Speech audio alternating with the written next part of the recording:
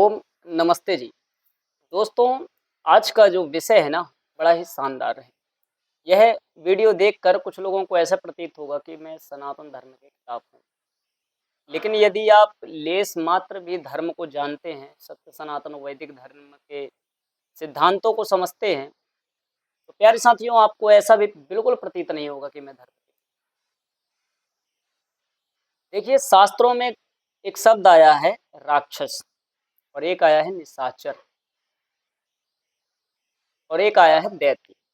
तो राक्षस उनको कहते हैं जो सज्जन लोगों को परेशान करते हैं तथा यज्ञ इत्यादि क्रियाकलापों को रोकते हैं, धार्मिक अनुष्ठानों को तोड़ते हैं, नाश करते हैं। इसी कारण उन्हें राक्षस कहा जाता है। वैसे राक्षस शब्द में जो रक्ष धातु है वो रक्षा करने के अर्थ में, लेकिन रामायण काल में यह शब्द प्रयुक्त हुआ है और निघंटु शास्त्र के जो जन्मदाता हैं, जनक है, विद्वान है, जिन्हें महर्षि यास्क कहा जाता है, उन्होंने कहा कि जो यज्ञ के कार्यों में बाधा पहुंचाते हैं, सज्जनों को विघ्न बाधा में डालते हैं, तो प्यारे साथियों उन्हीं को राक्षस कहा जाता है। अब एक शब्द और आता है निशाचर। तो जो सारे के सारे काम रात्रि के करते हैं ना, उन्हें निशाचर कहते हैं। और खास करके यज्ञ कर्मण्य आदि जो भी आज आप देख रहे हैं सत्य सनातन वैदिक धर्म में गणेश चतुर्थी के बाद यह नवरात्रि का जो पावन पर्व आया था, इसमें आपने विशेष करके देखा होगा कि रात के 11 बजे 12 बजे तक पूजा पाठ होती है, हवन होता है। कल हम सो रहे थे, कल दशहरे का दिन था। रात्रि के 2:30 बजे लगभग 2 और 2:30 के बीच में इतना शोर कि कान के पर्दे फटे। जो पशु थे, जो जानवर थे, वो भी घबराने। और डीजे में जो युवा हैं जिनके ऊपर देश का भार है, वह हुड़दंग लीला करते हुए, कूदते हुए, उछलते हुए, चिल्लाते हुए, दहाड़ते हुए निकल रहे। तो मैंने जैसे कहा था कि निशायाम चरति सहा निशाचरा, जो रात्रि के चलते हैं, रात्रि के कोई भी कार्य करते हैं, उन्हें निशाचर कहा जाता है।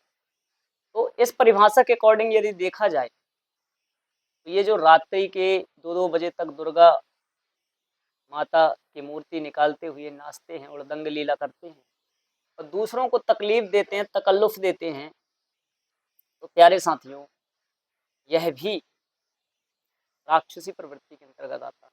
यह भी निशाचर। पिछले दिन, आज 2 तारीख है, एक मित्र का फोन आया 1 तारीख के दिन। उन्होंने कहा कि पंडित जी आपको रात्रि के 11 बजे पूजा पाठ करवाना है, यज्ञ इत्यादि कराना है।